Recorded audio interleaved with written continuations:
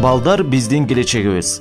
Андыктан аларга ар тараптуу колдоолор керек. 1-июнь балдарды коргоонун күнүнө карата Ноокат районунун аймагында бир катар иш-чаралар жүз берди. Аталган майрамдык аземге Жогорку кеңештин вице-спикери Төрөбай Зулпукаров катышып, атайын балдарга арналган куттуктоосун жолдоп, белек бечкектерин берди.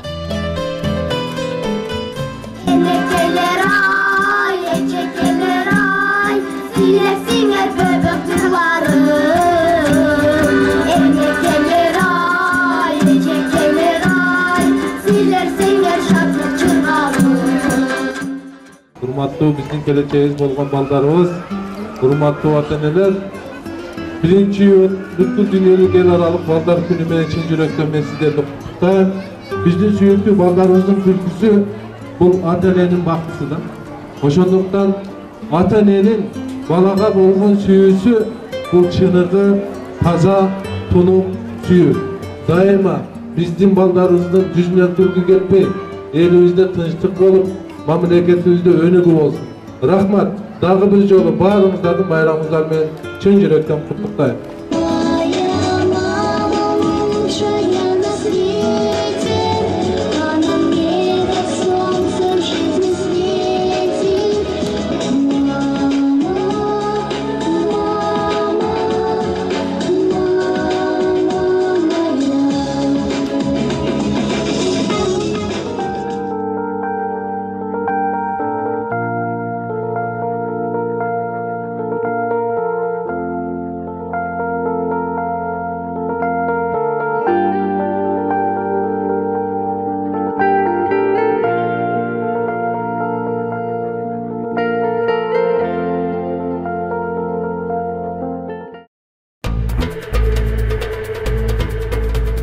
Бул күнү балдардын эл аралык күнүнө арналып, Зулпуев айыл аймагында 90 орундуу балапан балдар бакчасы ачылды. Бакчага барганга ак эткенден так этип күтүп отурган элет балдар үчүн жагымдуу окуялардан болду. Анда Төрөбай Закирович баштаган жергиликтүү жетекчилер жаңыдан ачылган бала бакчанын шарттары менен таанышып, мындай калкка кызмат кылуучу социалдык багыттагы объектилердин көбөйүшүнө ар убак колдоолор болоору белгиленди. Биз балдарыбыздын келечегин ойлой турган болсок, эгерде мекени чындап сүйө турган болсок, биздин келечегибизге инвестиция кылбасак, анан кимге инвестиция кылабыз? Мен өзүм дагы пландаштырып койдум.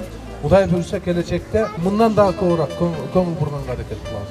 Ноокат районунда Кудай буйрса дагы көптөгөн балдар бакчасын ачууга мисалы үчүн мына пландаштырып койдук. Ар бир айыл өкмөт боюнча келечекте балдар бакчасы ачылат. Ата-энелерибиздин бул кубанычы деп мен ойлойм.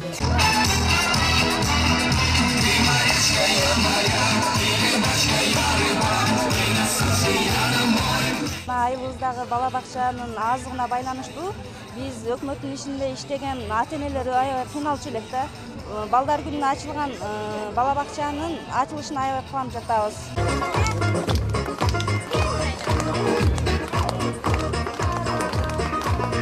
Балдар бакчасынын кызыл тасмасын кескен соң эл өкүлү Кыргыз Ата айыл аймагынын Борку айылындагы аялуу катмардагы үй бүлөөдөн кабар алды. Анткени буга чейин ар кайсы жерде жашоо кечирип келген Көз Азиз Сатыбаев Ашимжанга жаңы үй түптөө үчүн пайдубалын баштап, үйдү толугу менен жакынкы аралыктарда бүткөрүп берерин ырастады.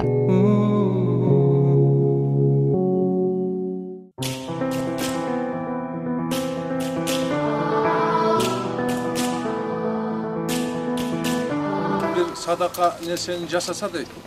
Пайгамбарыбыздан бир жакшы хадис бар да, оң кол менен бергени сол кол көрбөсүн деп. Эгерде бир адамдын жеке өзүнүн мүмкүнчүлүгү жетпеген болсо, аны башка бирөөлөргө жеткирүү үчүн, башка бирөөлөрдү дагы соопко чакыруу үчүн мынтип жарыялап койсо боло берет. Бул мисалы үчүн ошол Бакара сүрөсүндө келет, Куранын аяттарында. Ошон үчүн бул жарыя ниетинде. Эгерде ушул жерге жардам берем дей турган балдар болсо, Кудай буйрса бул нерсени баягы өзүңүздөр кошулуп жардам берип койсоңуздар болот.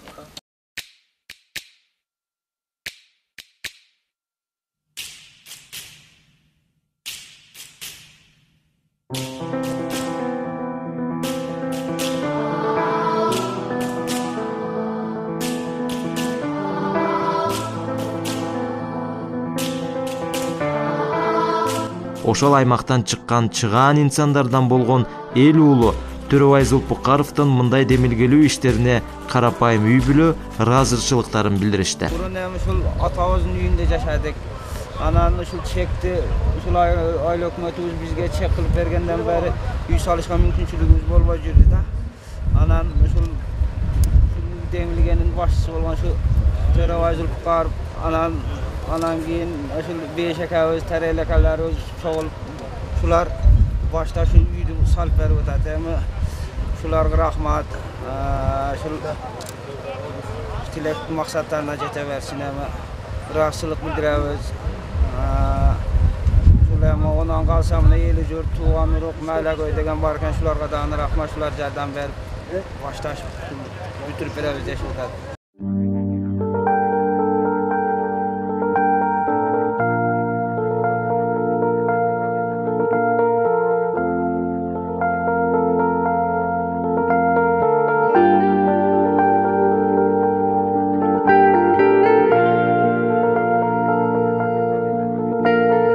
Андан ары вице-спикер өзү көзөмөлүнө алган Ак Булак айылындагы Давыдовдордун үй бүлөсүнө өткөн жылы курулушу башталган заманбап толук шарты бар үйдүн бүткөрүү аземине катышты. Анткени бул үй бүлөдө бир эмес 3 баласы туаса майып төрөлгөн балдарды эне күн-түн аргасыз кош азабын тартып келет. Аны туйган эл өкүлү 15-16 жашар баспай калган балдарды оңой ары бери жылдырып, жуунтууга шарт жагдайлуу үйдүн бүткөрүлүшүнө тикеден-тике колдоо көрсөтүп, мынтип тез арада пайдаланууга берилип отурганына кожойкенин кубанычы чексиз. Бул балдарыбызга жардам сурап, көп жерлерге кайрылдык.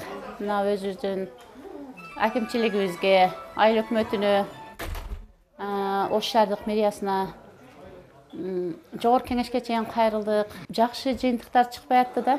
Көп жерлерге кайрылдык, жыйынтыктары жакшы болбой атты. Кийин кызым, экинчи кызым Элнура Төрөбай Закировичке өзүнүн атынан жазып, мен ушундай бир туугандарым ушундай эле жардам берсеңиздер деп катартылуу кайрылып, жолугуп, сүйлөшүп эме болгон экен эле. Төрөбай Закировичке азыр дагы миң мәртебе ыраазычылыгымды айтамын. Келип, ушул үйдү демилге көтөрүп баштап, бизге эже ушун жардам беребиз, ушундай деп өтө жакшы көп жардамдарын берди. Бул үйүбүз баштала электен мурун дагы эле жардам берип жүргөн эле. Рахмат, ыраазычылыгыбызды айтып түгөтө албайбыз. Балдарыбыз үчүн, өзүбүз үчүн эң жакшы болду. Шарты бар, мына заманбап үйлөрүбүз биз үчүн кыйынчылыктар кыйла жеңилдеди, айрыкча мен үчүн. Эске салсак, 3 майыптын эжеси апасынын жүгүн жеңилдетүүнү көздөп, жараксыз абалдагы үйү урап түшөрдө эл өкүлүнөн жардам сурап, өткөн жылы кайрылып, ал массалык маалымдоо каражаттары аркылуу берилип турган. Мындайда дароо кол кабышкыла койгон эл уулунун жардамынан кыйынчылыктар артта калды. Эми болгону балдардын ден соолугун тилешет. Ата-эненин балага болгон сүйүүсү эң таза, тунук жана түбөлүктүү десек биз жаңылышпайбыз. Бир үйгө бир чоң бакыт же болбосо бир үйдүн чоң бир жашоосундагы эң чоң өзгөрүүлөрдүн бири болуп отурат десем мен жаңылышпайм. Эжебиз көптөгөн мамлекеттик органдарга кайрылды. Мамлекетибиздин бюджети жетишпегендиктен чечи берүү мамлекетте эми билесиздер кыйынчылыктар болуп калды. Көптөгөн кыйналган үй бүлөлөр бар. Бирок кайсы бир ошолордун ичинде бир үй бүлөнүн бактысы ачылып отурат десем мен жаңылышпайм да. Бир окуяны айтып кетейин. Бир үй бүлө бар экен. Ал үй бүлөдө бир күн ошол колунда жок экен, эт бышып атса, анан кийин кошунасы кирет дагы, баягы кошунасынын баласы. Ошол эттен кошо жешти каалайт да. Анан кийин негедир ошол үй бүлө ошол этти жанагы балага бербей, өзүнүн балдарын эле курсагын тойгозуп коет. Анан кийин айтат, баягы бала таарынып, бизден анча-мынча бирдеке сурап турат эле. Булар ушул бир тиштем ушул этин дагы бизге аяды деп атасына барып арызданат. Атасы кошо кирет. Кирип, кошуна, эмне сенин колуңда бир акча пайда болуп калдыбы? Senin kolunda ne? Bugün tamak payda olup kaldı o. Benim balam kirse, baldarın barına etten berip atıpsın. Uşuğa bir tiştem et berip koysan, eşteke ol koydulan o. Bizdele sana kişine kayılışıp durat lek. Senin kolunda yok hele. Bürok, uşu nerseni sen жасабапсың, бұл тура емес десе, баяғы қошна үй біле чындығында қолында жоқ. Анан кейін баяғы бай үй білеге айтады. Тура дейді, сіздің балаңызға мен бұл етті бергенім жоқ дейді. Emni üçün degende бұл ет пышырылған тамақ. Сіздің балаңыз үшін арам эле. Менің балдарым үшін адал эле дейді. Қандай сенің балаңа адал болады да, мен балама арам болып болады. Мен бүгін сізден сұрандым, анча-мынча жардам бердіңіз. Дайыма сұрану мен үшін ұят болды. Анан бүгін балдарым тамақ таппай, өзүндөрүн жоготуп, анча-мынчасы ушул өлүп калабы деген bir коркунуч болду дейт. Ошон үчүн балдарымдын ырыскысын издеп, Кудайдан тилеп, ушул көчөгө чыктым. Чыксам сайдын жээгинде bir жаңы өлгөн, арам өлгөн, bir уйдун эти жатыптыр дейт. Анан кийин Аллахым, балдарым өлүп калбасын деп, мен үчүн ушул эт арам өлгөн уйдун эти адал болду. Балдарымдын ушул курсаын тойгозуу үчүн. Ушуну ол бергениңе дагы ыраазымын деп, ошону bir тоюм, bir тамакка жете турган кылып кесип алып, үйүмө алып келдим дейт да. Алып келдим дейт. Ошондо баягы тамактанан балдарыма жедирип атсам, сиздин балаңыз келди дейт. Бул арам өлгөн уйдун эти эле дейт. Сиздин колуңузда бар, бай адамсыз дейт. Ошондо кошунасы дагы ыймандуу киши экен. Эмне үчүн ушундай проблемаларды мен үчүн айтпайсың? Айтсаң мен ушу жардам берет элем го, десе мен уялдым дейт. Ыймандуу уялат чындыгында. Ошондо баягы кошунасы баласын жөнөтөт экен, бар үйдөгү баягы менин ажыга бара турган акчамды алып кел. Менин кошуналарым ачкачылыктан өлөйүн деп атса, а мен акчамды чогултуп алып ажыга даярладым. Ya Allah'ım, adamdın жүрөгүн, adamdın көңүлүн таваф кылдым, менин ажымды кабыл кыл деп, ошол кошунасыны айланып 7 жолу дейт.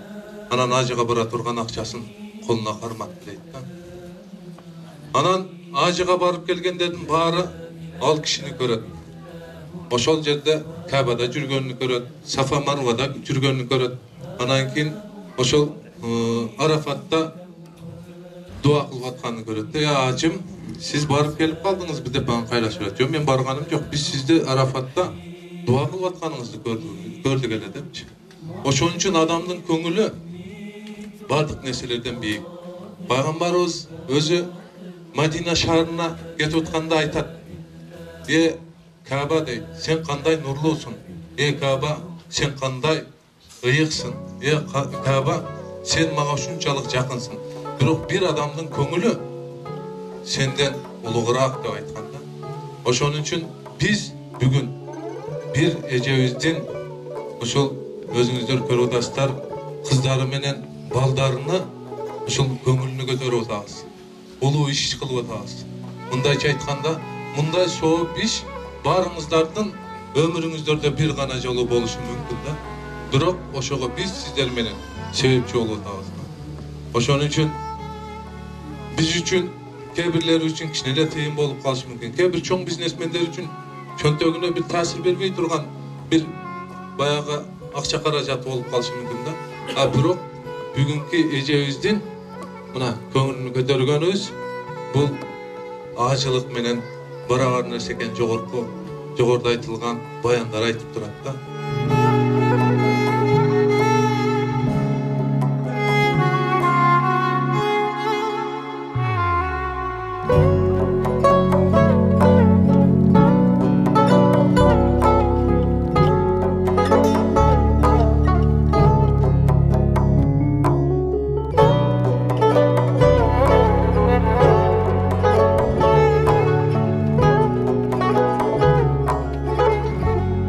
Бул саамалык биринчи эмес. Мындай аялуу катмардагыларга буга чейин да үйлөр курулуп берилгендиги жана мындан кийин да кайрымдуулук иштери ар убакыт тынымсыз жүргүзүлө берерин эл өкүлү өз сөзүндө баса белгиледи.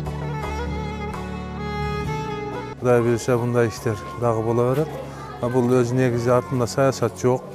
Негизинен бул эми ар бир жарандын негизги баягы атуулдук парзы же болбосо ыймандуунун садакасы десек биз туура болот.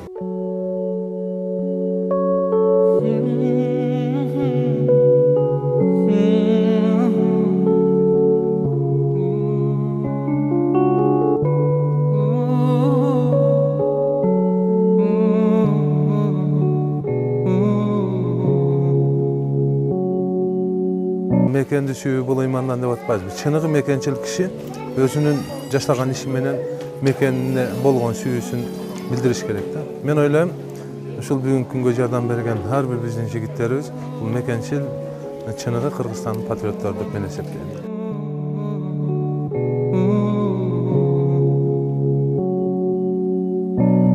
Thirsty as a desert space.